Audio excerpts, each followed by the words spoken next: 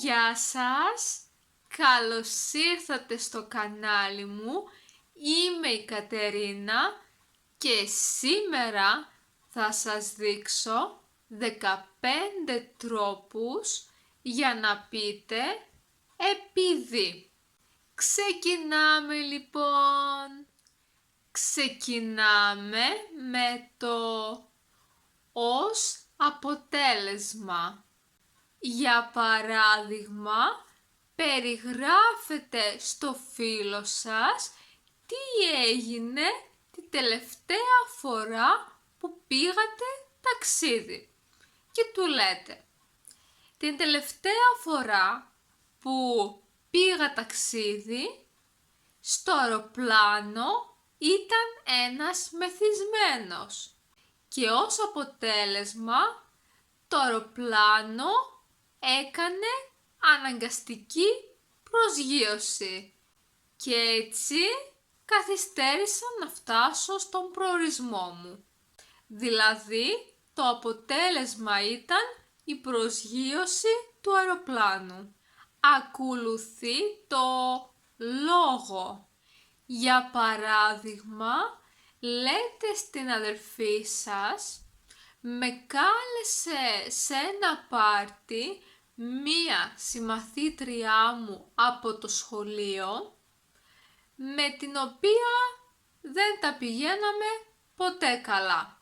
Και της λέτε «Λόγω της κακής σχέσης που έχω μαζί της, δεν θέλω να πάω σε αυτό το πάρτι». Μετά έχουμε το εξαιτίας. Για παράδειγμα, εσείς και ο αδερφός σας είστε ποδοσφαιριστές στην ίδια ομάδα και χθες χάσατε έναν αγώνα εξαιτίας του αδερφού σας και του λέτε «Χθες χάσαμε τον αγώνα εξαιτίας σου επειδή έβαλες αυτό γκολ». Ακολουθεί το έχοντας υπόψη. Για παράδειγμα, ετοιμάζεστε με τους φίλους σας να πάτε διακοπές και σας προτείνουν οι φίλοι σας να πάτε στην ίδια χώρα που είχατε πάει πριν έναν χρόνο. Αλλά εσείς δεν είχατε περάσει καθόλου καλά τότε, γιατί συνέβησαν κάποια περίεργα γεγονότα. Και λέτε στους φίλους σας, έχοντας υπόψη αυτό που συνέβη πέρυσι, δεν θέλω να ξαναπάμε εκεί. Μετά έχουμε το δεδομένου ότι. Για παράδειγμα, ο φίλος σας τράκαρε με το αυτοκίνητό του και εσείς δεν εκπλήσεστε και του λέτε «Δεδομένου ότι δεν προσέχεις καθόλου στο δρόμο, ήταν αναμενόμενο να συμβεί αυτό, δηλαδή να τρακάρεις». Ακολουθεί το μια και.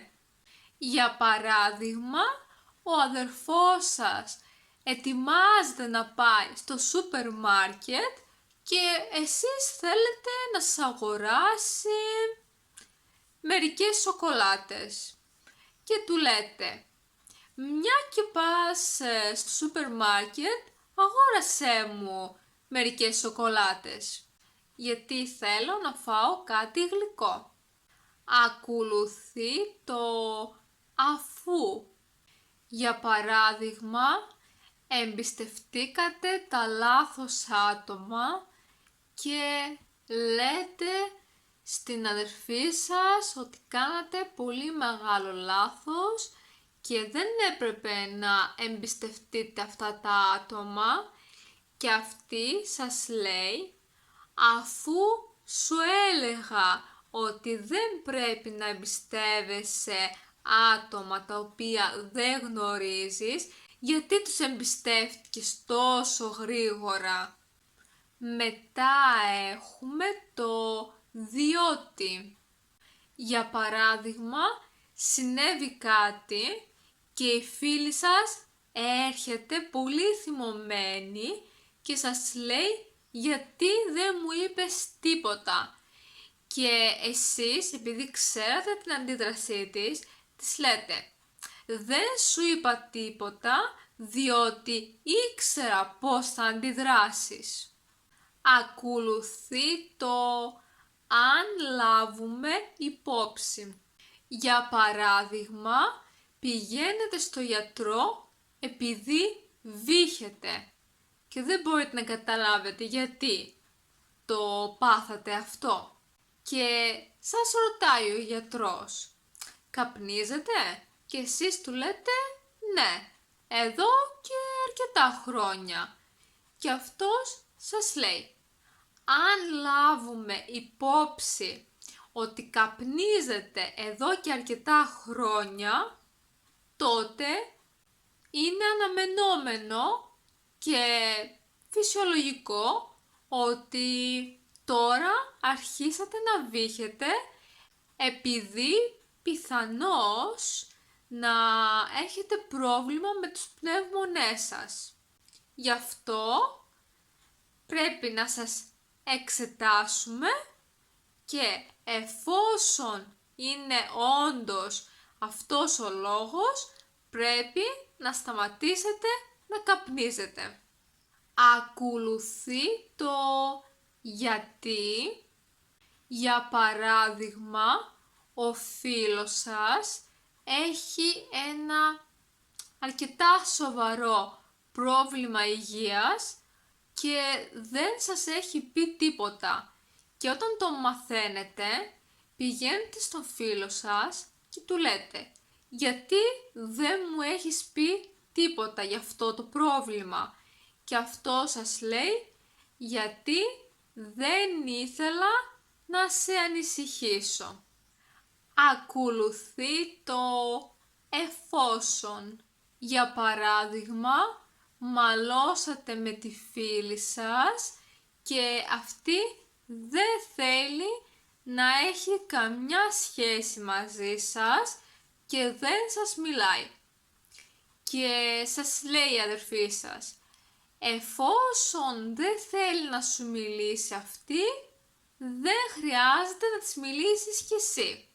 Ακολουθεί το για το λόγο αυτό. Για παράδειγμα, λέτε στους γονείς σας ότι θέλετε να μετακομίσετε σε μια άλλη χώρα επειδή δεν βρίσκεται δουλειά στην Ελλάδα. Αυτοί φυσικά σας καταλαβαίνουν, αλλά από την άλλη δεν θέλουν να φύγετε. Αλλά εσείς τους λέτε, δεν μπορώ να βρω δουλειά εδώ και το ξέρετε. Για το λόγο αυτό πρέπει να πάω σε μία άλλη χώρα και να προσπαθήσω να βρω μία δουλειά. Μετά έχουμε το χάρη σε. Για παράδειγμα, σπουδάζετε, αλλά δυσκολεύεστε αρκετά σε ένα μάθημα και γι' αυτό ζητάτε βοήθεια από έναν συμφοιτητή σας, που σας βοηθάει κάθε μέρα για να καταλάβετε καλύτερα αυτό το μάθημα και αυτά που ζητάει. Και έτσι θα πάτε πάρα πολύ καλά στις εξετάσεις και του λέτε χάρη σε σένα τα κατάφερα και πέρασα το μάθημα με ένα πολύ καλό βαθμό. Ακολουθεί το γι' αυτό. Για παράδειγμα, σας ρωτάει ο φίλος σας γιατί δεν μπορέσατε να πάτε χθες μαζί του για να δείτε ποδόσφαιρο. Και εσείς του λέτε έπρεπε χθες να πάω τον αδελφό μου στο νοσοκομείο. Γι' αυτό δεν μπόρεσα να έρθω να δω τον αγώνα μαζί σου. Και τέλος έχουμε το επειδή. Για παράδειγμα, πάτε σε ένα φαρμακείο και λέτε στον φαρμακοποιό θέλω ένα φάρμακο για το στομάχι επειδή μου πονάει εδώ και μερικές μέρες. Αυτό ήταν λοιπόν και για σήμερα. Μην ξεχάσετε να πατήσετε μου αρέσει και να κάνετε εγγραφή στο κανάλι μου. Επίσης μπορείτε να με βρείτε εδώ. Να έχετε μία υπέροχη μέρα. Γεια σας!